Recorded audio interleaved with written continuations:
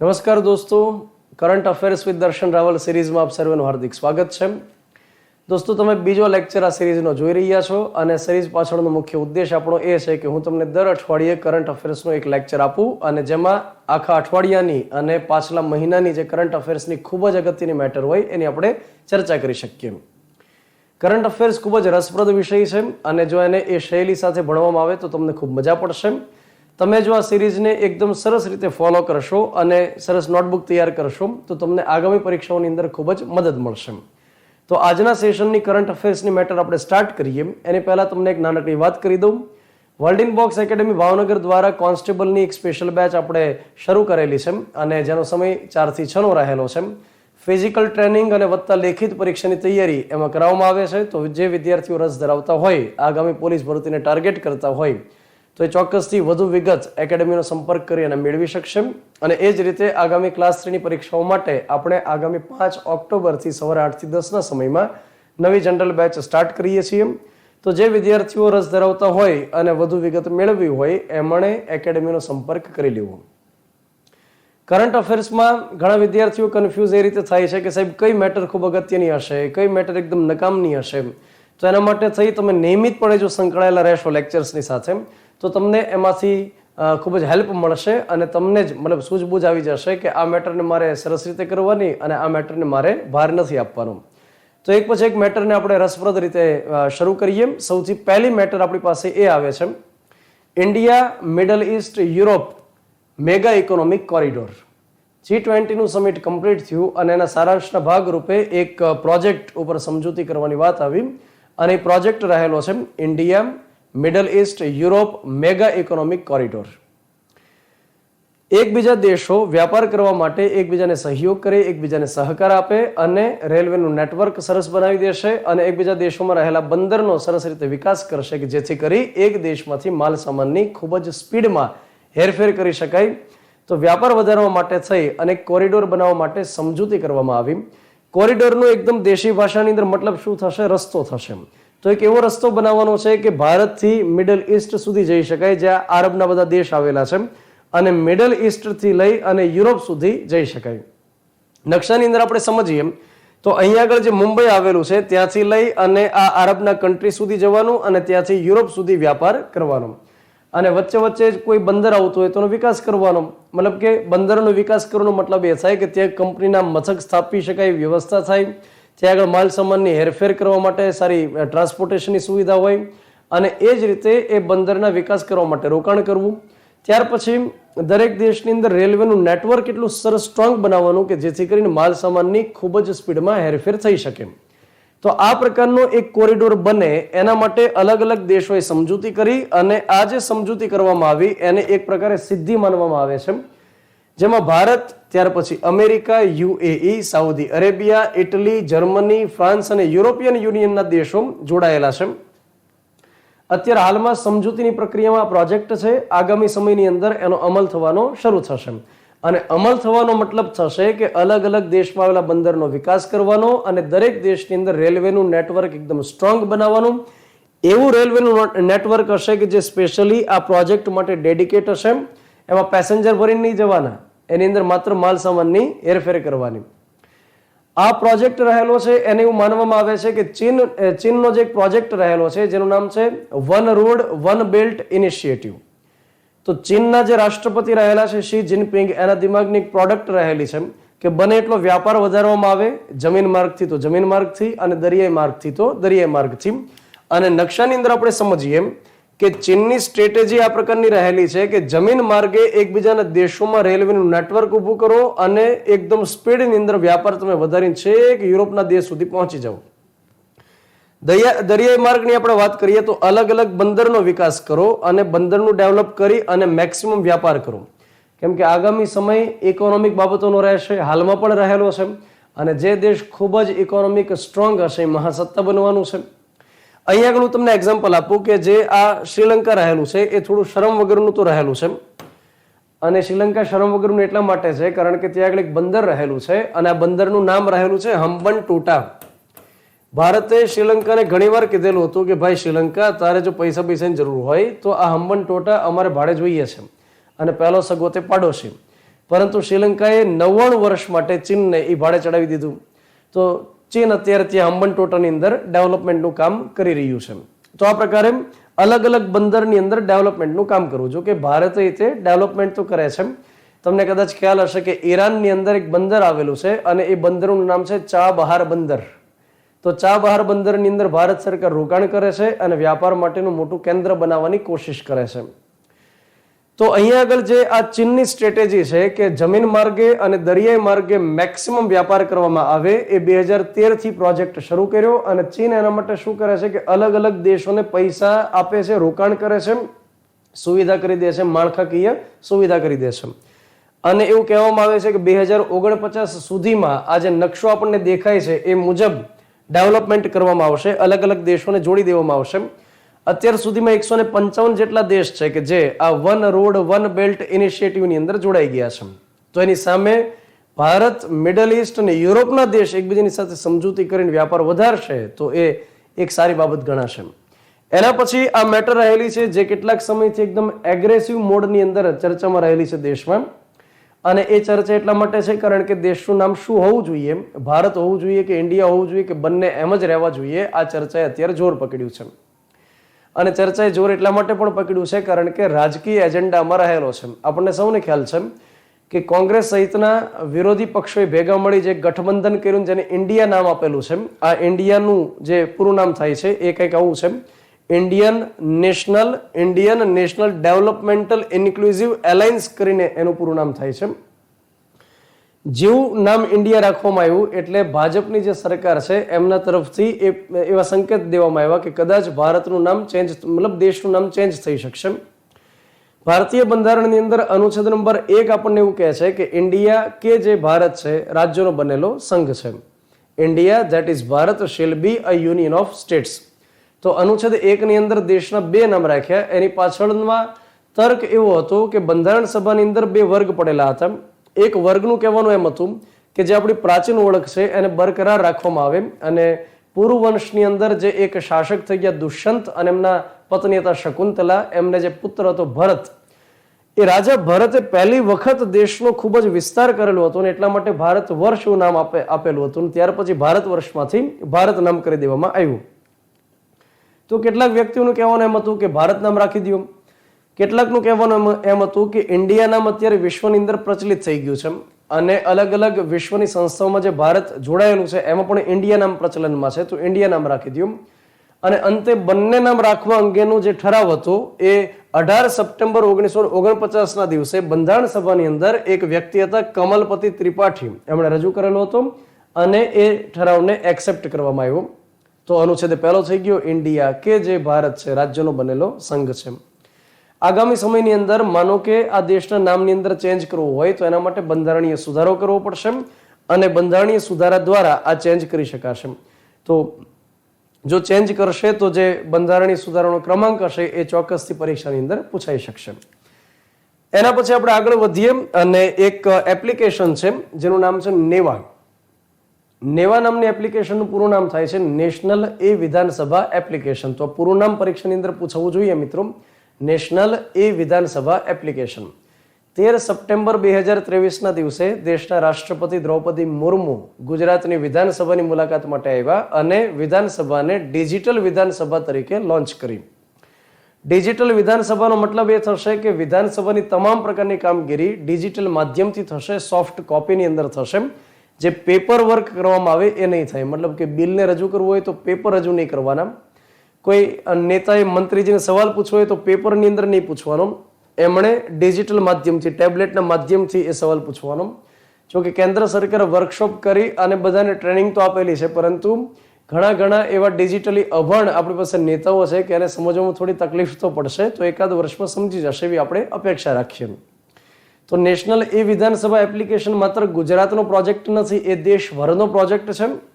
લગભગ 21 જેટલા રાજ્યોની વિધાનસભાએ કેન્દ્ર સરકારની સાથે MOU કર્યા છે, સમજૂતી કરાર કર્યા છે કે હા અમે વિધાનસભાને ટોટલી 100% પેપરલેસ બનાવી દઈશું.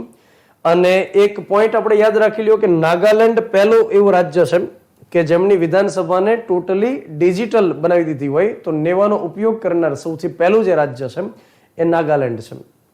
એક અન્ય વિગત પણ આપણે સમજીએ કે દુનિયાની આપણે વાત કરીએ તો દુબઈની સરકાર પહેલી એવી સરકાર છે કે જેમણે સરકારની કામગીરી 100% ડિજિટલી કરી દીધી હોય. મતલબ તમે કોઈ પણ સરકારી કચેરીમાં જાઓ તો તમારે ફિઝિકલ ફોર્મ નહીં ભરવાનું, તમારે ઓનલાઈન ફોર્મ ઘરે બેઠા ભરી દેવાનું અને આપણું કામ થઈ જશે. તો અત્યારે ભારતમાં પણ આ પ્રકારની જરૂરિયાત છે કે ડિજિટલી તમામ જો પ્રક્રિયા કરવામાં આવે તો માણસ ઘરે બેઠી અને એ કામ કરી નાખશે. સરકારી કચેરી એમ ધરમ ધક્કા ખાવા માટે નહીં જાય, કેમ કે સરકારી કચેરીમાં એક ધક્કો ખાવાથી કામ ન થાય, એના માટે તમારે 3 થી 4 ધક્કા ખાવા પડે તો ફિલિંગ આવે કે આ સરકારી કામ રહેલું છે. તો ડિજિટલી કરી દેવાની જરૂરિયાત છે. તો દુબઈ પહેલી એવી સરકાર છે કે જેમણે આ પ્રકારની પહેલ કરી હોય. ત્યાર પછી આપણે આગળ વધીએ. મોરોક્કો દેશની અંદર ભૂકંપ આવ્યો, જેના કારણે 2,500 જેટલા માણસોના મૃત્યુ થયા અને હજારોની સંખ્યામાં માણસો ઘાયલ થયા. જ્યારે આ પ્રકારની મેટર આપણી પાસે આવે છે કે કોઈ પણ દેશની અંદર દુર્ઘટના ઘટી તો એ સમયે સૌથી પહેલા તો આપણે નકશાની અંદર એ દેશ કઈ જગ્યાએ છે એને જોવાનો, ત્યાર પછી એની આસપાસની અંદર કયા કયા દેશ આવેલા છે અથવા તો ભૌગોલિક પરિસ્થિતિ આસપાસની અંદર કયા પ્રકારની છે એને આપણે સમજવાની. ત્યાર પછી એ દેશની રાજધાની કઈ છે, એ દેશનું ચલણ કયું રહેલું છે એને આપણે સમજવાનું. ત્યાર પછી આપણે વાત કરીએ કે જ્યારે કોઈ દેશની અંદર દુર્ઘટના થઈ હોય અને ભારત સરકારે ત્યાં રાહત કામગીરી કરી હોય તો એને કોઈ ઓપરેશનનું નામ આપેલું હોય. એ ઓપરેશનનું નામ જે હોય પરીક્ષાની દ્રષ્ટિએ ખૂબ અગત્યનું હોય છે. જેમ કે હું તમને એક્ઝામ્પલ આપું કે યુક્રેનની અંદર ઘણા ભારતીય વિદ્યાર્થીઓ ડોક્ટર બનવા માટે ગયેલા હતા અને રશિયા અને યુક્રેન વચ્ચે જ્યારે યુદ્ધ ફાટી નીકળ્યું ત્યારે ભારતીય નાગરિકો જે 18,000 જેટલા ફસાયેલા હતા એને સહી સલામત ભારત લાવવા માટે થઈ અને એક ઓપરેશન કર્યું હતું, ઓપરેશન ગંગા. તો પરીક્ષામાં પૂછાઈ ગયું. ત્યાર પછી અફઘાનિસ્તાનની અંદર જ્યારે તાલિબાનોએ સશસ્ત્ર હુમલાઓ કરી દીધા તો ત્યાંથી ભારતીય નાગરિકોનું રેસ્ક્યુ કરવા માટે થઈ અને ઓપરેશન દેવી શક્તિ કરેલું હતું. ત્યાર પછી હું તમને એક્ઝામ્પલ આપું કે તુર્કીની અંદર જ્યારે ભૂકંપ આવ્યો તો એ સમયે ત્યાં રાહત કામગીરી કરવા માટે ભારત સરકારે ઓપરેશન દોસ્ત કરેલું હતું. એ જ રીતે મ્યાનમારની અંદર જે આપણો પાડોશી દેશ છે, મ્યાનમારની અંદર જ્યારે મોચા નામનું વાવાઝોડું આવ્યું તો એ સમયે ભારત સરકારે ત્યાં મદદ કરવા માટે થઈ અને ઓપરેશન કરુણા કરેલું હતું. તો આ પ્રકારે જ્યારે કોઈ દેશની અંદર દુર્ઘટના થાય તો એ દેશની ભૌગોલિક પરિસ્થિતિ અને સાથોસાથ શું કરવાનું તો કે ભારત સરકારે કોઈ ઓપરેશન કર્યું હોય તો આપણે નામ યાદ રાખવાનું. અત્યારે હાલ ફિલહાલ ભારત સરકારે કોઈ એવું નામ આપ્યું નથી અથવા કોઈ કામગીરી ત્યાં આગળ કરેલી નથી.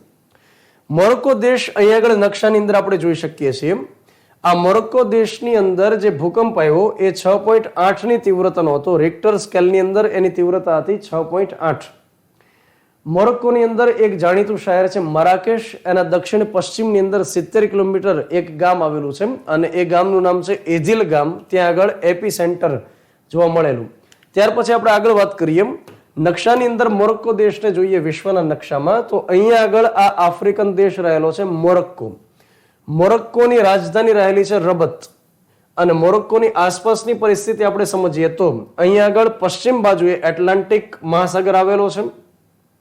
એની ઉત્તરની આ બાજુએ તમે જોશો તો ત્યાં આગળ ભૂમધ્ય સાગર અને ત્યાર પછી તમે પૂર્વની બાજુ જુઓ તો અલ્ગેરિયા નામનો દેશ, ઉત્તરની બાજુએ અહીંયા આગળ જોઈએ તો સ્પેન અને દક્ષિણમાં જોઈએ તો વેસ્ટર્ન સહારા. તો આ પ્રકારે વિધાનવાળા જો સવાલ પૂછાય તો આપણને કામ લાગી શકશે. હમણાં વાત કરી મુજબ કે એની રાજધાની રહેલી છે રબત અને એનું ચલણ રહેલું છે મોરક્કન દિરહામ. ત્યાર પછી આપણે અન્ય મેટર તરફ આગળ વધીએ. ભૂકંપ વિશેની આપણે જીસીઆરટી માંથી કેટલીક માહિતી મેળવેલી છે અને પરીક્ષામાં પૂછાય એ પ્રકારની માહિતી છે. ભૂકંપની વ્યાખ્યા કંઈક એ મુજબની હોય કે ભૂગર્ભની અંદર જે અલગ અલગ પ્લેટ્સ આવેલી છે અને ત્યાં આગળ ખડકની અંદર જ્યારે વિક્ષોભની પરિસ્થિતિ થાય તો એમાંથી જે કંપન નીકળે છે એને આપણે ભૂકંપ કહેતા હોઈએ. તો આ પ્રકારની વ્યાખ્યા આપી છે આર્થર હોમ્સ નામના વ્યક્તિએ અને જીસીઆરટીમાં આપેલી વ્યાખ્યા છે. પૃથ્વીના પેટાળમાં જે જગ્યાએ કંપન ઉદ્ભવશે એને આપણે ફોકસ કહી શકીએ અથવા તો એને ભૂકંપ માટેનું કેન્દ્ર કહી શકીએ. તો અહીંયા માની લઈએ કે આ સપાટી રહેલી છે અને અહીંયા આગળ પેટાળની અંદર વિક્ષોભની પરિસ્થિતિ થઈ, કોઈ વાઇબ્રેશન્સ નીકળ્યા તો જે જગ્યાએથી ઉદ્ભવ થયો એને આપણે ફોકસ કહેવાનું. ત્યાર પછી આ તરંગો આ વાઇબ્રેશન્સ ગતિ કરતા કરતા અને પૃથ્વી ઉપર જે જગ્યાએ સૌથી પહેલા પહોંચશે તો એ જગ્યાને આપણે કહેશું એપી સેન્ટર. અને આ તરંગની તીવ્રતા કેટલી રહેલી છે એને માપવા માટે એક રિક્ટર સ્કેલ આવતો હોય છે જેમાં 1 થી લઈ અને 10 સુધીના નંબર આપેલા હોય છે અને એની તીવ્રતાના આધારે ખ્યાલ આવશે કે ભૂકંપના આધારે નુકસાન કેટલું થયેલું હશે. જો 6 થી વધારે રિક્ટર સ્કેલની અંદર તીવ્રતા વધશે તો એના કારણે જાનમાલને નુકસાન થઈ શકશે, મકાનને વગેરે બિલ્ડિંગ્સ બધી પડી શકશે. ત્યાર પછી એક મોરકાલી કરીને પણ એક માપદંડ આવેલું હોય છે, મરકાલી કરીને એક સ્કેલ પણ આવતો હોય છે. ત્યાર પછી આપણે ભારતની વાત કરીએ તો ભારતની અંદર અલગ અલગ વિસ્તાર એવા છે કે જ્યાં આગળ ભૂકંપની તીવ્રતા રહેતી હોય છે, મતલબ ભૂકંપની શક્યતાઓ રહેતી હોય છે. અને એક બ્યુરો ઓફ ઇન્ડિયન સ્ટાન્ડર્ડ કરીને જે રહેલું છે એ શું કરશે તો કે ભારતનો ભૂકંપ માટેનો નકશો તૈયાર કરશે. અલગ અલગ ઝોનની અંદર વિસ્તારોને વહેંચેલા છે અને 2002 ની પરિસ્થિતિ મુજબ આપણે વાત કરીએ તો ભારતની અંદર ઝોન 2, 3, 4 અને 5 આવેલા છે. ઝોન 1 અને 2 એ બંનેને ભેગા કરી ઝોન 2 જ નામ આપી દીધું છે. ઝોન 2 માં એ પ્રકારના વિસ્તારને મૂકવામાં આવશે કે જ્યાં આગળ ભૂકંપની શક્યતા થોડી પ્રમાણમાં ઓછી હોય છે. 3 ની અંદર 2 કરતા વધુ હોય તીવ્રતા, 3 કરતા 4 ની અંદર વધુ હોય અને 4 કરતા સૌથી ભયાનક કઈ જગ્યાએ 5માં ઝોનની અંદર જે વિસ્તાર હોય ત્યાં. તો અહીંયા આગળ તમે યાદ રાખો કે ભારતના કયા કયા વિસ્તાર એવા છે, કયા કયા રાજ્ય એવા છે કે જેને ઝોન 5 અંતર્ગત મૂકવામાં આવેલા છે. આમાંથી પરીક્ષામાં સવાલ પૂછાયેલો છે. તો ઝોન 5 ની અંદર જમ્મુ એન્ડ કાશ્મીર છે, હિમાચલ પ્રદેશ છે, ઉત્તરાખંડ, કચ્છનું રણ, ત્યાર પછી ઉત્તર બિહારના વિસ્તાર અને આંદોમાન નિકોબાર છે. તો આ વિગત આપણે યાદ રાખવી જરૂરી છે. એના પછી આપણે આગળ વધીએ. અહીંયા આગળ જે હેડિંગ આપવામાં આવેલું છે એ હેડિંગમાં આપણે જવાનું નથી, હેડિંગમાં થોડી ભૂલ છે. અહીંયા આગળ રાઈટ જે હેડિંગ હોવું જોઈએ એ પ્રકારનું છે કે 74મો વન મહોત્સવ અને એની ઉજવણી કરવામાં આવી પાવાગઢ ખાતેથી. 74મો વન મહોત્સવ, તો એનો મતલબ એ થાય કે વન મહોત્સવ તો 74 વર્ષથી દેશની અંદર લગાતાર શરૂ છે. 1950 ની અંદર દેશની અંદર જે કૃષિ મંત્રી હતા, જે ખાદ્ય મંત્રી હતા, એનું નામ હતું કનૈયાલાલ મુનશી. કનૈયાલાલ મુનશી જે જ્યારે કોઈ સાહિત્ય સર્જન કરતા તો ઘનશ્યામ વ્યાસ તરીકે ઓળખાતા. તો કનૈયાલાલ મુનશી રાજકારણી વ્યક્તિ પણ હતા, જે ડ્રાફ્ટિંગ કમિટીના મેમ્બર પણ હતા અને હૈદરાબાદ રજવાડાને મનાવવા માટે એ રાજદૂત બનીને પણ ગયેલા હતા. તો કનૈયાલાલ મુનશીએ એવો વિચાર કર્યો કે દર વર્ષે જુલાઈ મહિનાની અંદર આપણે વનીકરણનો જો કાર્યક્રમ કરીએ તો એના કારણે વૃક્ષનું આચ્છાદન વધી શકશે. 1950 થી વન મહોત્સવનો પ્રારંભ કર્યો. વન મહોત્સવ અંતર્ગત શું થાય કે જુલાઈ મહિનાની અંદર ઠેક ઠેકાણે વનીકરણનો કાર્યક્રમ કરવાનો. હવે એ સમય આખો એવો હોય કે ત્યારે વરસાદની સિઝન હોય એટલે તમે જે ઉગાડશો એ બધું ઉગી નીકળશે, એકદમ આરામથી ઉગી નીકળશે. એના માટે કોઈ વધારે એક્સ્ટ્રા એફર્ટ્સ લગાડવાની જરૂર નથી. તો 1950માં પહેલી વખત વન મહોત્સવની ઉજવણી કરી હોય તો 2023 ચાલે છે, ત્યાં સુધીમાં 74મો વન મહોત્સવ આપણે ગણી શકીએ. તો આ વન મહોત્સવ કેન્દ્ર સરકાર તરફથી ઉજવવામાં આવે છે, આ રાજ્ય સરકારનો કાર્યક્રમ નથી. પણ થાય કેવું કે 2004 થી ગુજરાત સરકારે, જ્યારે નરેન્દ્ર મોદી મુખ્યમંત્રી હતા ત્યારથી, એમણે 2004 થી સાંસ્કૃતિક વન ઉભા કરવાની પરંપરા ઊભી કરી અને ગાંધીનગરના પુનિત વનથી શરૂઆત કરી. તો જ્યારે જ્યારે વન મહોત્સવની ઉજવણી કરે ત્યારે સાથોસાથ સાંસ્કૃતિક વન પણ ઊભું કરે.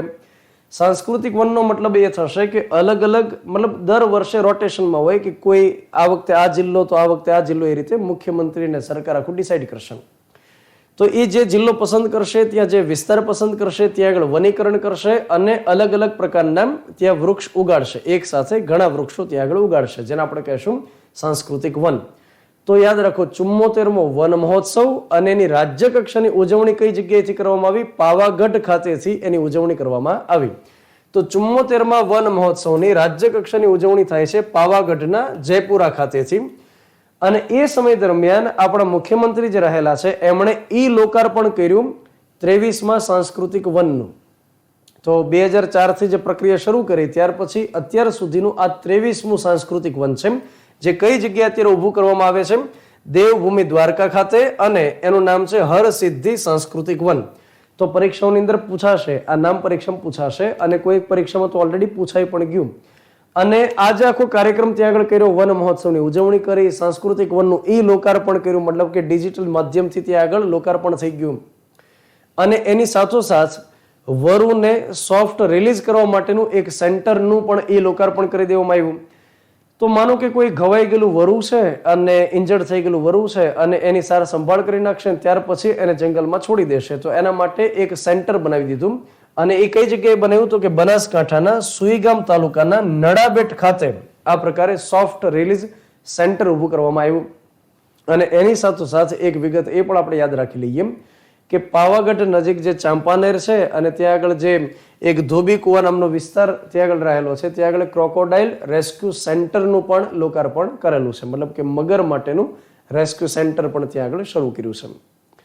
તો આ વિગત આપણે ભણ્યા. હવે સાથોસાથ તમે એ પણ યાદ રાખી લ્યો કે એક શબ્દ વારંવાર આવતો હોય છે જેનું નામ છે મિયાવાકી પદ્ધતિ. આ જાપાનની એક પદ્ધતિ રહેલી છે મિયાવાકી, અને એનો મતલબ એ થાય છે કે શહેરની અંદર ઓછી જગ્યાની અંદર ઝડપથી ઉગી શકે એવા વૃક્ષ ઉગાડવા.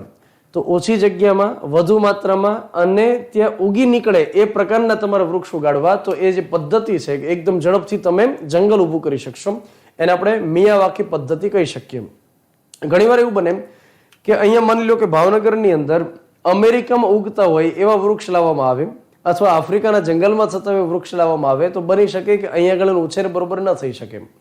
અહીંયા આગળ ભાવનગરની અંદર કે ગુજરાતની અંદર જે ઝડપથી ઉગી નીકળે એવા જો વૃક્ષ વાવવામાં આવે ને તો એમાં ખાસ એટલી સાર સંભાળ નહીં રાખવામાં આવે ને તેમ છતાં પણ એ ઉગી નીકળશે. તો અહીંયા આગળ એકદમ લોકલ પ્રકારના જે છોડ હોય એને ઉગાડવાના અને એકદમ ઝડપથી ઉગી નીકળે એ પ્રકાર વ્યવસ્થા કરવાની. તો મિયાવાકી પદ્ધતિ આને આપણે કહી શકીએ. ત્યાર પછી આપણે આગળ વધીએ. એક મેટર મિત્રો એ રહેલી છે કે ચૂંટણી પંચના કમિશનરની જ્યારે નિમણૂક કરવામાં આવે ત્યારે એમાં સુપ્રીમ કોર્ટના જજ નહીં હોય એના માટે એક બિલ તૈયાર કર્યું અને એ બિલે સંસદમાં રજૂ કર્યું. તો આખી મેટર એ છે કે ભારતીય બંધારણની અંદર અનુચ્છેદ નંબર 324માં લખવામાં આવેલું છે. અનુચ્છેદ 324 એવું કહે છે કે ભારતમાં એક ચૂંટણી પંચ રહેશે અને રાષ્ટ્રપતિ નક્કી કરે એટલા કમિશનરથી આ ચૂંટણી પંચ બનેલું હશે. તો 324 નંબર અંતર્ગત જે ચૂંટણી પંચની જોગવાઈ છે એમાં એક મુખ્ય ચૂંટણી કમિશનર છે અને એની સાથે બીજા 2 અન્ય ચૂંટણી કમિશનર રહેલા છે. તો એક મુખ્ય અને બાકીના 2 અન્ય. આની નિમણૂક કોણ કરશે? આની નિમણૂક કરશે રાષ્ટ્રપતિ. રાષ્ટ્રપતિ કોની ભલામણથી કરશે? તો કેબિનેટની એક સમિતિ બનશે એપોઇન્ટમેન્ટ માટે, મતલબ કે કેબિનેટ મંત્રીઓથી બનેલી, જેમાં હેડ વડાપ્રધાન હશે. તો વડાપ્રધાનની અધ્યક્ષતામાં કેબિનેટ મંત્રીઓની એક કમિટી બને જે રાષ્ટ્રપતિને ભલામણ કરે કે રાજીવ કુમાર નામના જે વ્યક્તિ છે એ ખૂબ જ દાણિયા જેવા છે, એ ખૂબ જ હોશિયાર વ્યક્તિ છે અને એને કમિશનર બનાવી દઉં. તો અત્યારે હાલમાં કેન્દ્રીય ચૂંટણી પંચની અંદર મુખ્ય કમિશનર તરીકે રાજીવ કુમાર કામ કરે છે. તમે સમજો કે વડાપ્રધાનની ભલામણથી રાષ્ટ્રપતિ રાજીવ કુમારને શપથ લેવડાવશે અને એને એપોઇન્ટમેન્ટ આપશે. તો ચૂંટણી પંચની મુખ્ય કામગીરી એ છે કે એકદમ પારદર્શક રીતે દેશમાં ચૂંટણી કરાવે અને લોકોનો વિશ્વાસ એમને બનાવી રાખે. તો એક બંધારણીય સંસ્થા છે અને ટ્રાન્સપરન્સી માટે ખૂબ જ એ જરૂરી સંસ્થા છે. વડાપ્રધાનની નજીકના વ્યક્તિ હોય એ કમિશનર બને એવી શક્યતા તો રહેલી છે, કેમ કે વડાપ્રધાન ભલામણ કરશે અને વડાપ્રધાનની ભલામણથી જે વ્યક્તિ ચૂંટણી કમિશનર બને એ બની શકે કે વડાપ્રધાનનું થોડું માન પણ રાખે ચૂંટણીની તારીખ ડિક્લેર કરવામાં કે બીજા શેડ્યુલ બનાવવાની અંદર બની શકે ને પ્રકારની શક્યતા તો છે. તો માર્ચ 2023ની અંદર સુપ્રીમ કોર્ટે એક ચુકાદો આપેલો અને ચુકાદામાં એવું કીધેલું કે માત્ર વડાપ્રધાન કે 2-4 મંત્રીઓ ઘૂઘું કરી નાખે અને રાષ્ટ્રપતિને ભલામણ કરી દે અને કમિશનરની નિમણૂક કરી દે એવું નહીં ચાલે ભાઈ. અહીંયા આગળ એપોઇન્ટમેન્ટ આપવા માટે થઈ સ્પેશિયલી એક સમિતિ બનાવવામાં આવશે. આ સમિતિમાં એક વડાપ્રધાન રહેશે, એક વિરોધ પક્ષના નેતા રહેશે અને વિરોધ પક્ષના નેતાની સાથે કોણ રહેશે? CJI, chief justice of India રહેશે. અને આ સવાલ પરીક્ષાની અંદર પૂછાઈ ગયો, કદાચ જુનિયર ક્લાર્કની પરીક્ષા હતી છેલ્લે લેવાયેલી અથવા તો તલાટીની પરીક્ષા હતી, જેમાં સવાલ આવ્યો કે ચૂંટણી પંચના કમિશનરની નિમણૂક કરવા માટે જે એક સમિતિ બનાવવાની વાત છે એમાં કોનો સમાવેશ થાય છે? તો એ સમય માર્ચ 2023ની અંદર જે સુપ્રીમ કોર્ટે ચુકાદામાં જણાવ્યું એ મુજબ કે એક સમિતિ બનશે. સમિતિમાં એક વડાપ્રધાન રહેશે, એક વિરોધ પક્ષના નેતા રહેશે લોકસભાના અને એની સાથોસાથ કોણ રહેશે? CJI રહેશે, ચીફ જસ્ટિસ ઓફ ઇન્ડિયા રહેશે. હવે કેન્દ્ર સરકારને આનાથી ગમ્યું નહીં હોય તો કેન્દ્ર સરકારે એક બિલ તૈયાર કર્યું અને બિલની અંદર લખી નાખ્યું કે આ જે ચૂંટણી પંચના કમિશનરની નિમણૂક કરવાની હોય છે એમાં સમિતિ તો અમે બનાવશું, જેમાં વડાપ્રધાનને પણ રાખશું, એમાં વિરોધ પક્ષના નેતાને પણ રાખશું. ચલો એમાં વાંધો નથી, અંતે તો નેતા છે. અને અહીંયા આગળ જે CJI છે એને અમે નહીં રાખીએ, એની જગ્યાએ અમે કોને રાખશું? તો એની જગ્યાએ અમે રાખશું કેબિનેટ કક્ષાના કોઈ એક મંત્રીને રાખશું. કેબિનેટ કક્ષાના કોઈ એક મંત્રીની નિમણૂક કોણ કરશે? તો કે વડાપ્રધાન પોતે પસંદ કરશે. વડાપ્રધાન કહેશે કે ભાઈ અમિત તો આવી જા, તો અમિતભાઈ જશે. ત્યાર પછી એમ કહેશે નિર્મલા સીતારમન, તો એ જશે. મતલબ કે વડાપ્રધાન જે વ્યક્તિ નક્કી કરશે, જે મંત્રીને, એ વ્યક્તિ સમિતિમાં મેમ્બર બનશે અને એ ત્રણેય જણા નક્કી કરશે કે આગામી ચૂંટણી કમિશનર કોને બનાવવા છે. રાષ્ટ્રપતિને ભલામણ કરશે, રાષ્ટ્રપતિ એમાં સાઇન કરી દેશે. તો આ પ્રકારની આખી વ્યવસ્થા ઊભી કરવામાં આવશે. અત્યારે હાલમાં આ બિલ તૈયાર કર્યું છે. 324 ની અંદર જે અનુચ્છેદની આપણે હમણાં ચર્ચા કરી ગયા, 324 લખવામાં આવ્યું છે કે આગળ જતા સંસદ કાયદો બનાવશે અને કાયદો બનાવી ડિસાઇડ કરશે કે ચૂંટણી પંચના કમિશનરની નિમણૂક કેમ થાય, ત્યાર પછી એને પગાર કેટલો મળશે, એની સેવાની શરતો કેટલી હશે વગેરે. તો આની પહેલા 1991 આ પ્રકારે કાયદો બનાવેલો હતો. તો અત્યારે 2023 ની અંદર જે બિલ લઈને આવ્યા, બંને ગૃહમાંથી પસાર થશે, લોકસભા રાજ્યસભા, અને ત્યાર પછી રાષ્ટ્રપતિ જેને સાઇન કરશે એના નામનું જાહેરનામું આવશે. તો ત્યારથી 1991 કાયદો રદ થશે અને એની જગ્યાએ 2023 કાયદો કાર્ય કરશે. તો આ વિગત રહેલી છે. એના પછી આપણે આગળ ચર્ચા કરીએ. જે આપણી પાસે મેટર છે મિત્રો, એ છે રેમન મેગ્સેસ પુરસ્કાર 2023. રેમન મેગ્સેસ પુરસ્કાર 2023 અને એમાં ભારતીય વ્યક્તિને જે મળ્યો છે એ વ્યક્તિનું નામ રહેલું છે ડોક્ટર રવિ કન્નન આર. રવિ કન્નન કરીને જે વ્યક્તિ છે એ ડોક્ટર છે અને પોતે કેન્સર માટેના ડોક્ટર છે, મતલબ કેન્સરને મટાડવા માટેના ડોક્ટર છે અને આસામની એક હોસ્પિટલમાં કામ કરે છે. તો આ જે વ્યક્તિ છે એ આસામની અંદર એક કછાર કેન્સર હોસ્પિટલની અંદર ડાયરેક્ટર છે અને એ વર્ષોથી જે પ્રવૃત્તિ કરે છે એમ કે એકદમ ગરીબ પ્રકારના વ્યક્તિ હોય, આર્થિક રીતે એકદમ મતલબ નબળા વ્યક્તિઓ હોય અને કેન્સરના દર્દીઓ હોય તો એની ફ્રીમાં સારવાર કરે છે, સાથે એના ખાવા પીવાની વ્યવસ્થા કરે છે, સાથે એમના રહેવાની પણ વ્યવસ્થા કરે છે. તો કોઈ સ્વાર્થ રાખ્યા વગર અને બહુ સરસ રીતે આ વ્યક્તિ દર્દીઓ પ્રત્યે ડેડિકેશન દેખાડે છે.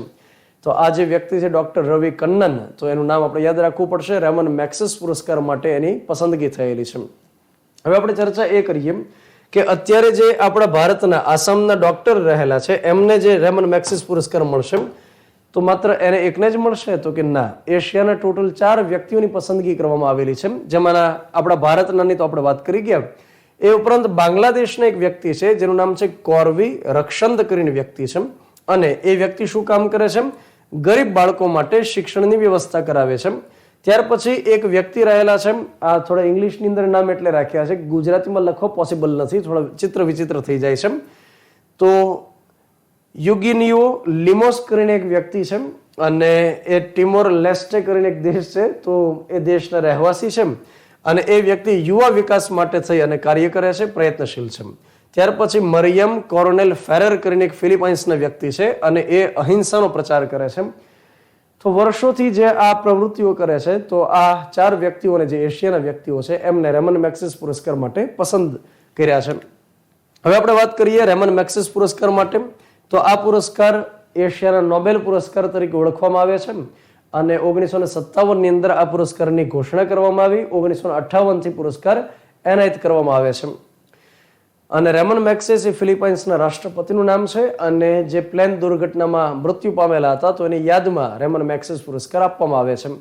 અલગ અલગ ફિલ્ડ માટે શરૂઆતની અંદર મતલબ અલગ અલગ શ્રેણીઓ પાડેલી હતી, જેમ કે પત્રકારત્વની શ્રેણી હોય, સામુદાયિક સેવા માટેની શ્રેણી હોય, ત્યાર પછી સરકારી સેવા હોય, ત્યાર પછી કોઈ વ્યક્તિ જે રહેલા છે એમણે નેતૃત્વ સારું કરેલું હોય, મતલબ કે લીડરશિપ, જે અલગ અલગ દેશની અંદર વડાપ્રધાન હોય, કોઈ રાષ્ટ્રપતિ હોય, કોઈ મુખ્યમંત્રી હોય, તો આ પ્રકારે કોઈ લીડરશિપ કરેલી હોય.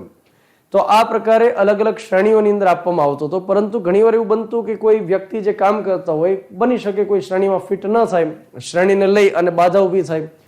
માનો કે 5 પ્રકારની શ્રેણી ઊભી કરી હોય અને જે વ્યક્તિની પસંદગી કરવાની હોય એ 4 કે 5 શ્રેણીમાં ફિટ ન થતો હોય, એની સિવાયની કોઈ પ્રવૃત્તિ કરતો હોય, તો 2009 પછીથી જે પુરસ્કાર આપવામાં આવે છે એ શ્રેણી વગર આપે છે.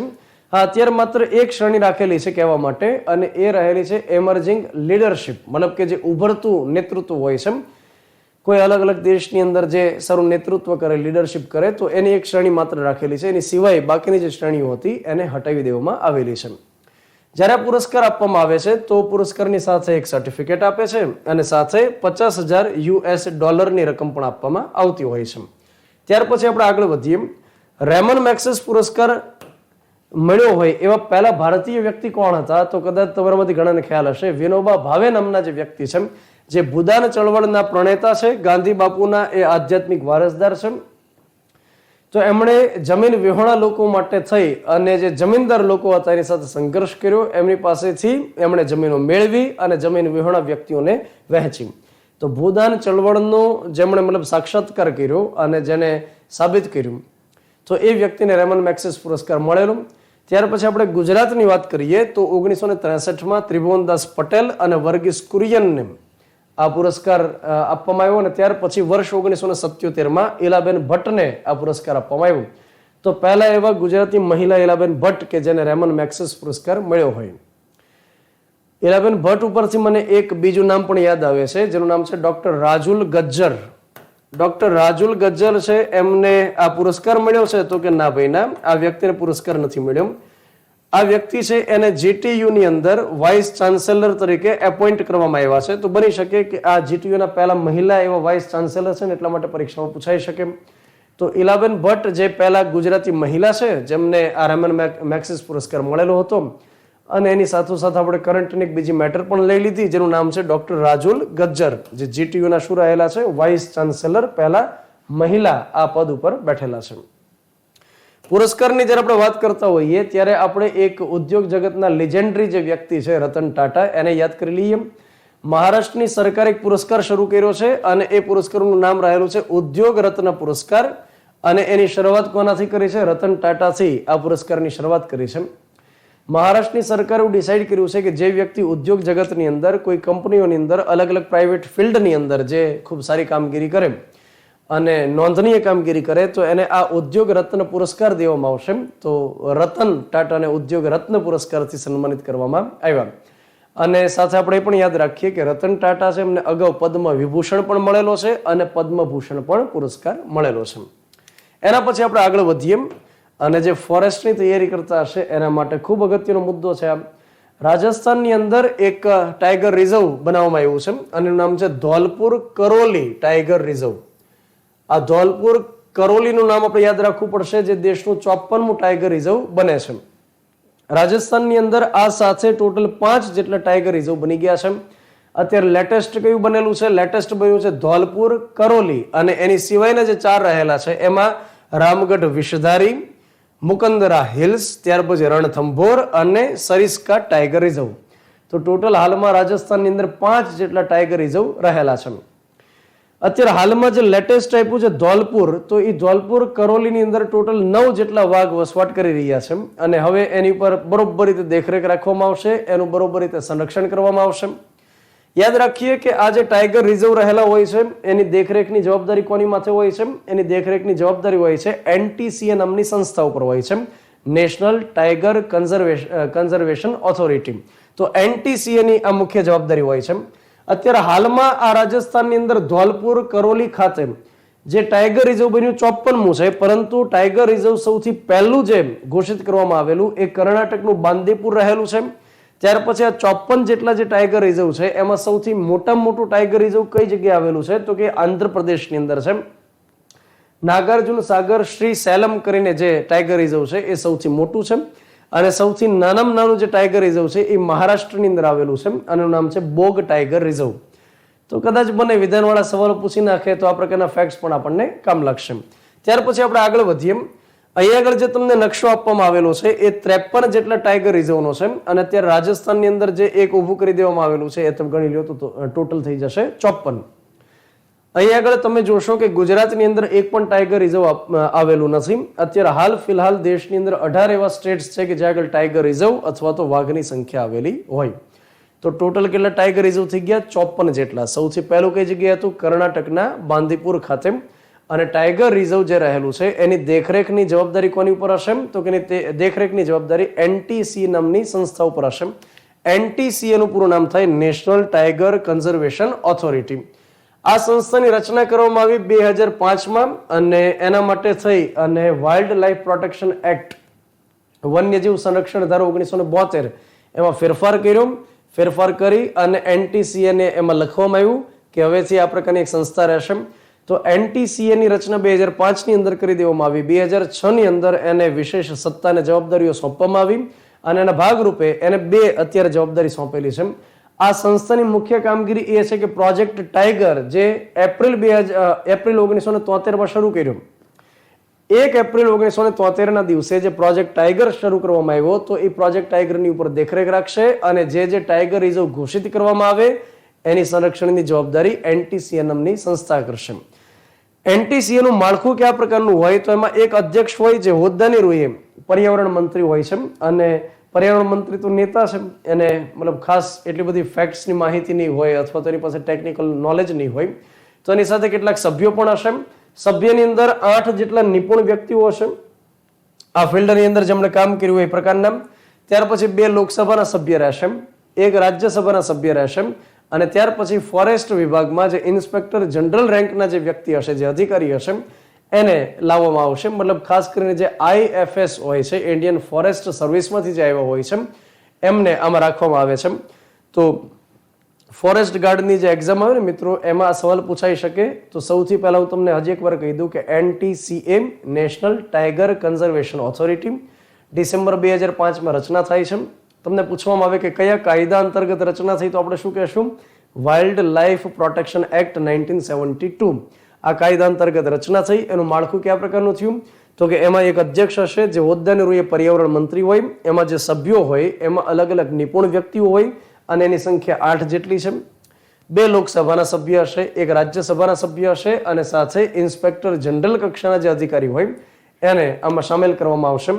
હવે મિત્રો આપણે વાત કરીએ પ્રોજેક્ટ ટાઈગર વિશેની. પ્રોજેક્ટ ટાઈગરની શરૂઆત ઇન્દિરા ગાંધીની સરકારે કરી. એક કૈલાસ સાંખલા કરીને વ્યક્તિ હતા, એને પ્રોજેક્ટ ટાઈગરના સૌથી પહેલા ડાયરેક્ટર બનાવ્યા. અને ઉત્તરાખંડની અંદર જે હેલી નેશનલ પાર્ક તરીકે ઓળખાતું પાર્ક છે, જેનું હવે નામ રહેલું છે જીમ કોર્બેટ નેશનલ પાર્ક, અને આ જીમ કોર્બેટ નેશનલ પાર્ક જે વાઘોના પિયર તરીકે ઓળખાય છે, તો ત્યાં આગળથી ઇન્દિરા ગાંધીની સરકારે પ્રોજેક્ટ ટાઈગરનો શુભારંભ કર્યો. 2023ની અંદર એના 50 વર્ષ કમ્પ્લીટ થયા, અને જે ઘટના 50 વર્ષ કમ્પ્લીટ થાય એને આપણે ગોલ્ડન જ્યુબિલી તરીકે ઓળખીએ છીએ. અને યાદ રાખો કે પ્રોજેક્ટ ટાઈગર ઘણા અંશે સફળ માનવામાં આવે છે. અને બીજી એક બાબત આપણે જોઈ લઈએ કે ટાઈગરનું જે લેટિન નામ છે એ છે પેન્થેરા ટાઇગ્રિસ. ત્યાર પછી વન્યજીવ સંરક્ષણ અધિનિયમ 1972 અંતર્ગત પહેલા પરિશિષ્ટમાં એને સામેલ કરેલું છે.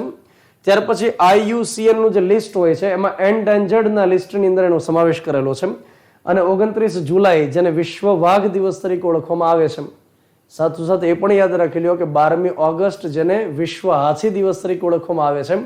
તો 29 જુલાઈ વિશ્વ વાઘ દિવસ, અને 12 ઓગસ્ટ જેને આપણે વિશ્વ હાથી દિવસ પણ કહીએ છીએ. વાઘની વસ્તી ગણતરી કરવામાં આવે છે, અને વાઘની વસ્તી ગણતરીની શરૂઆત 2006 થી કરવામાં આવેલી. દર 4 વર્ષે સામાન્ય રીતે વાઘની વસ્તી ગણતરી થાય, તો 2006માં, ત્યાર પછી 2010માં, 2014માં, ત્યાર પછી 2018માં, અને ત્યાર પછી 2022માં. 2022ની અંદર જ્યારે મતલબ 2022માં વસ્તી ગણતરી થઈ, ને 2023ની અંદર જ્યારે પ્રોજેક્ટ ટાઈગરની ગોલ્ડન જ્યુબિલીની ઉજવણી જ્યારે કરી, ત્યારે નરેન્દ્ર મોદીજીએ ટાઈગર સ્ટેટસ ઇન ઇન્ડિયા કરીને એક રિપોર્ટ પબ્લિશ કર્યો, અને એમાં વાઘની સંખ્યા જે માલુમ પડેલી હતી એ 3167 જેટલી છે. પરંતુ આગળ જતા વિશ્વ વાઘ દિવસની જ્યારે ઉજવણી થઈ 29 જુલાઈ, ત્યારે સરકારે જ એક બીજો આંકડો આપેલો છે, અને બીજો આંકડો છે અંદાજિત વાઘની સંખ્યા 3682 જેટલી છે. તો યાદ રાખીએ કે વાઘની સંખ્યા 2022ની વસ્તી ગણતરી પ્રમાણે જે ડેટા રિલીઝ થયા એ મુજબ 3167 જેટલા છે. અને ત્યાર પછી વિશ્વ વાઘ દિવસના દિવસે જે સરકારે ડેટા રિલીઝ કર્યા એ મુજબ 3682 છે. સૌથી વધારે વાઘ કઈ જગ્યાએ છે? મધ્યપ્રદેશની અંદર છે, જેને ટાઈગર સ્ટેટ તરીકે ઓળખવામાં આવે છે. ત્યાર પછી કર્ણાટક છે, ત્યાર પછી ઉત્તરાખંડ છે, ત્યાર પછી મહારાષ્ટ્ર સ્ટેટ રહેલું છે. તો આ પ્રકારની વિગતો જે વાઘ સાથે સંકળાયેલી છે એને આપણે યાદ રાખવાની, પરીક્ષામાં આપણને કામ લાગશે. એના પછી આપણે બીજી એક વિગત જોઈએ. ગુજરાતની અંદર રાજ્ય વન્યજીવ બોર્ડની 22મી બેઠક યોજવામાં આવી, અને મુખ્યમંત્રી ભૂપેન્દ્ર પટેલના અધ્યક્ષ સ્થાને આ મીટિંગ યોજવામાં આવી.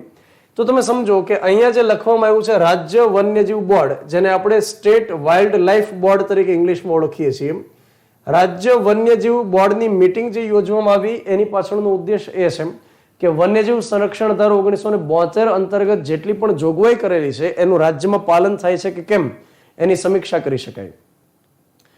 પહેલેથી આ પ્રકારના બોર્ડની રચના નથી કરવામાં આવતી બંધારણના પ્રારંભથી, પરંતુ વન્યજીવ સંરક્ષણ અધિનિયમની અંદર વર્ષ 2002ની અંદર કેટલાક ફેરફાર કર્યા, અને ફેરફાર કરી અને જોગવાઈ કરવામાં આવી.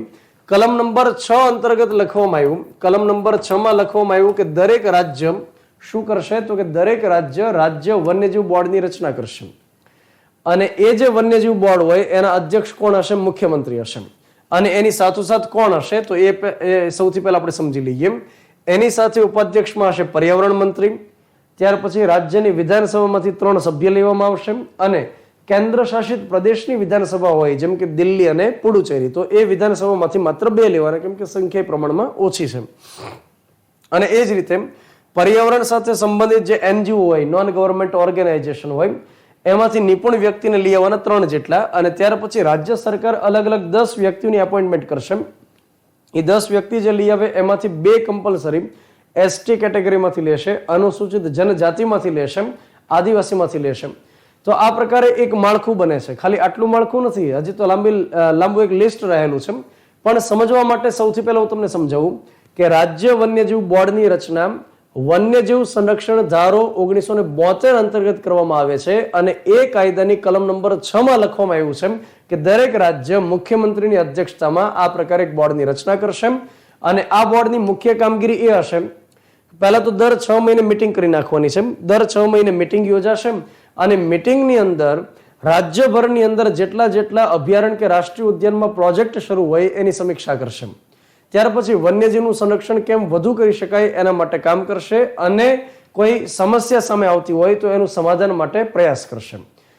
તો અહીંયા આગળ જે આપણે વાત કરી એ મુજબ કે આ તો હોદ્દાની રૂએ જે અલગ અલગ પ્રકારના સભ્યો હોય એની પણ આપણે ચર્ચા કરી, પણ સાથોસાથ હજી બીજા પણ કેટલાક સભ્યો છે.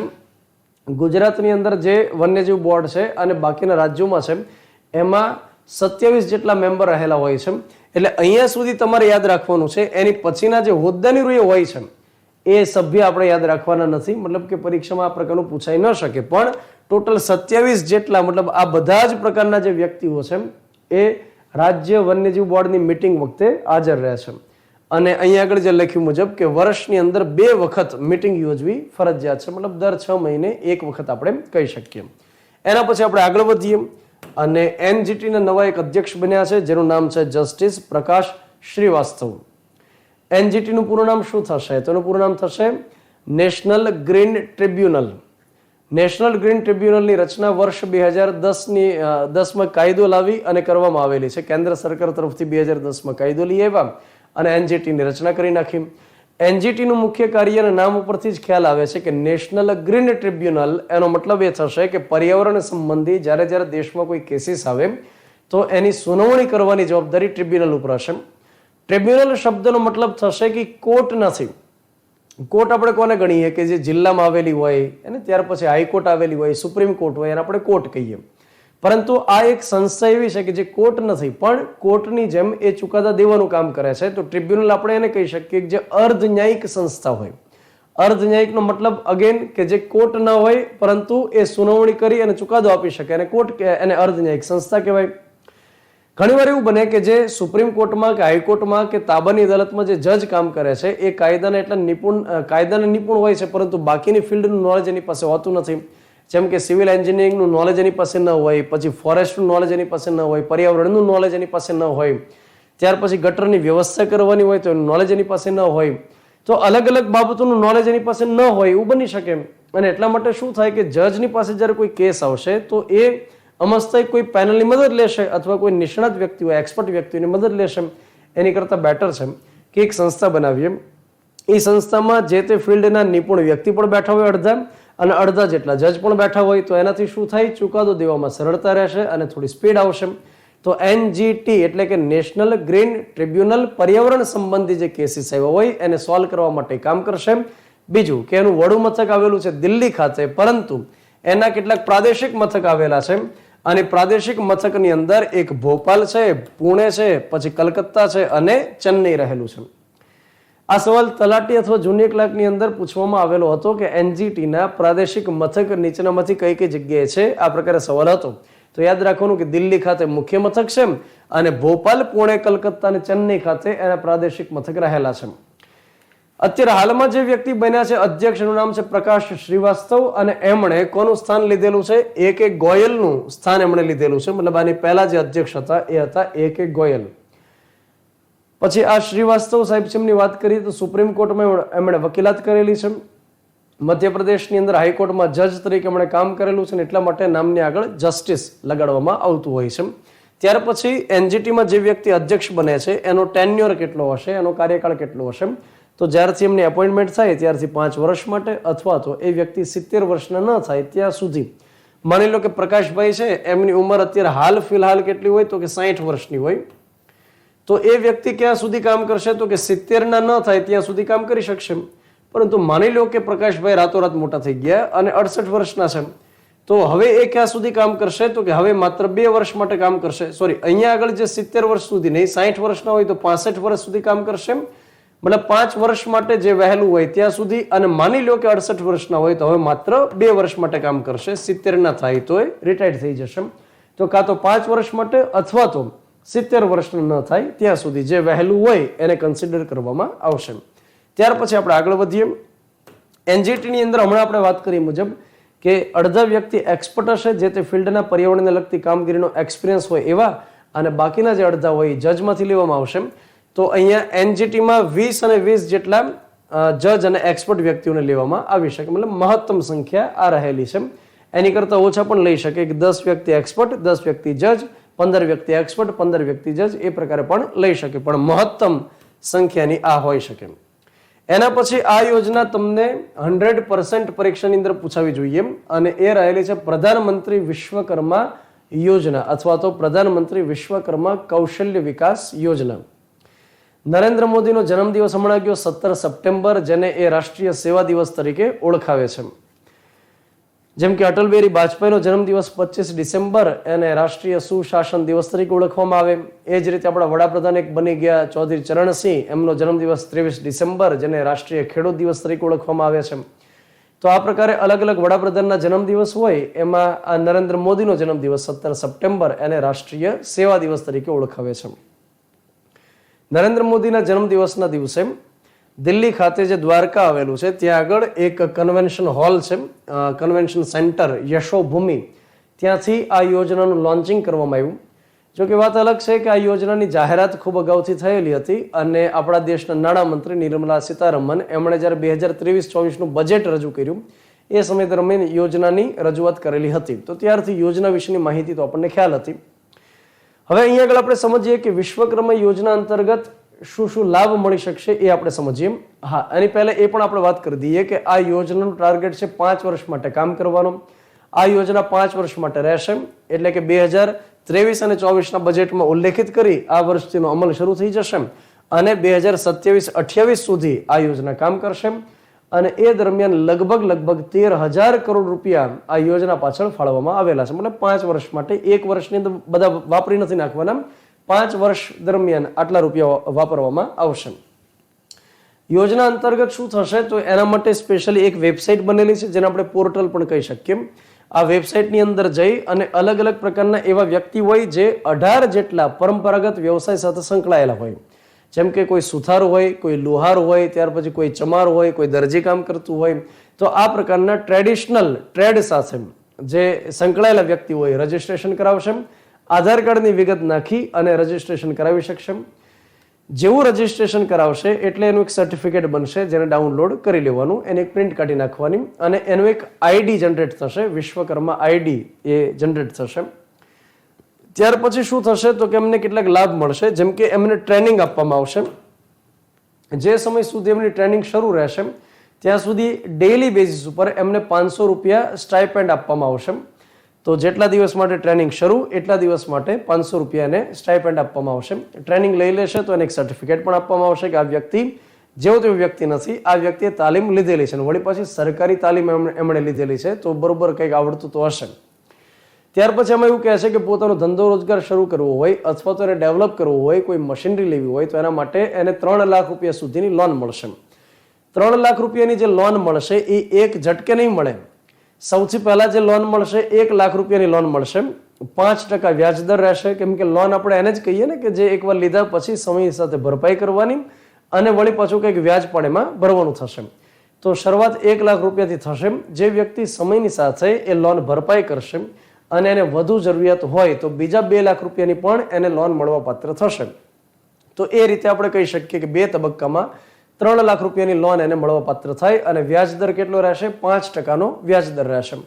ત્યાર પછી આપણે વાત કરીએ કે એ જે તે વ્યક્તિને માનો કે ટૂલ કિટ લેવા હોય તો એના માટે 1500 રૂપિયા મળવાપાત્ર થશે. વન ટાઈમ, એક વખત માટે 1500 રૂપિયા મળશે, દર મહિને એને નહીં મળે. તો આ રહેલી છે વિશ્વકર્મા યોજના, જે ખરેખર પરીક્ષાની અંદર પૂછાવા લાયક છે અને પૂછાશે પણ ખરી. ત્યાર પછી આપણે આગળ સમજીએ 14 સપ્ટેમ્બર, જેને આપણે કહીએ છીએ હિન્દી દિવસ. અને હિન્દી દિવસમાં કન્ફ્યુઝ નહીં થવાનું, કેમ કે એક હોય છે રાષ્ટ્રીય હિન્દી દિવસ અને એક હોય છે વિશ્વ હિન્દી દિવસ. જ્યારે ખાલી હિન્દી દિવસ લખેલું હોય અથવા તો રાષ્ટ્રીય હિન્દી દિવસ લખેલું હોય ત્યારે આપણે ટીક કરવાનું 14 સપ્ટેમ્બર, અને જ્યારે લખ્યું હોય વિશ્વ હિન્દી દિવસ તો એ સમયે આપણે ટીક કરી દેવાનું 10 જાન્યુઆરી. તો આ બંને માટે આપણે વાત કરી દઈએ. સૌથી પહેલા આપણે રાષ્ટ્રીય હિન્દી દિવસ માટે વાત કરી દઈએ. 14મી સપ્ટેમ્બર શા માટે પસંદ કરવામાં આવ્યું? તો એની પાછળનું લોજિક એ છે કે 14 સપ્ટેમ્બર 1949ના દિવસે ભારતીય બંધારણ સભાએ હિન્દીને રાજભાષા તરીકે ઘોષિત કરી અને સ્વીકારી. 14મી સપ્ટેમ્બર 1949ના દિવસે હિન્દીનો સ્વીકાર થયો રાજભાષા તરીકે, એટલા માટે એને 14 સપ્ટેમ્બરને રાષ્ટ્રીય હિન્દી દિવસ તરીકે આપણે ઓળખીએ છીએ અને ઉજવીએ છીએ. બંધારણ સભાની અંદર જ્યારે એનો સ્વીકાર કરવામાં આવ્યો તો એ સમયે ઘણી ડિબેટ તો જામેલી હતી. ડિબેટ એ જામેલી કારણ કે બંધારણની અંદર અલગ અલગ પ્રાંતની અંદર અલગ અલગ ભાષાઓ બોલાય છે. એ સમયે પરિશિષ્ટ 8ની અંદર અલગ અલગ 14 ભાષાઓનો સમાવેશ કરેલો હતો. તો પરિશિષ્ટ 8ની અંદર એ સમયે 14 ભાષાઓને સ્વીકારેલી હતી, અને હાલમાં આપણને ખ્યાલ છે કે 22 જેટલી બંધારણ માન્ય ભાષાઓ છે. આ બંધારણ માન્ય ભાષાની અંદર અંગ્રેજીનો સમાવેશ નથી, અલગ અલગ લોકલ લેંગ્વેજીસ છે, મતલબ અલગ અલગ પ્રાંતની અંદર બોલાતી ભાષાઓનો સમાવેશ એમાં કરેલો છે. જેમ કે આપણે વાત કરીએ તો એક હિન્દી છે, અસમિયા છે, બંગાળી છે, સંસ્કૃત છે, કાશ્મીરી, ગુજરાતી, મરાઠી, ઉર્દુ, તમિલ, તેલુગુ, કન્નડ, મલયાલમ, ઉડિયા, પંજાબી, તો આ પ્રકારની ભાષાઓ. ત્યાર પછી આગળ જતા જે એડ કરી એ સિંધી ભાષા છે, પછી મણિપુરી, નેપાળી, ડોગરી, મૈથિલી, બોડો, સંથાલી, તો આ પ્રકારની લેંગ્વેજીસ છે કે જેને બંધારણ માન્ય દરજ્જો મળેલો હોય. હિન્દી ભાષા એ સૌથી વધુ બોલાતી ભાષા છે ભારતની અંદર, અને 2011ની વસ્તી ગણતરીની આપણે વાત કરીએ તો લગભગ 43% લોકોની પહેલી ભાષા હિન્દી ભાષા છે, મતલબ કે જેને પ્રાયોરિટી આપે છે અને બોલચાલની જે ભાષા છે એ હિન્દી ભાષા છે લગભગ 43% લોકોની.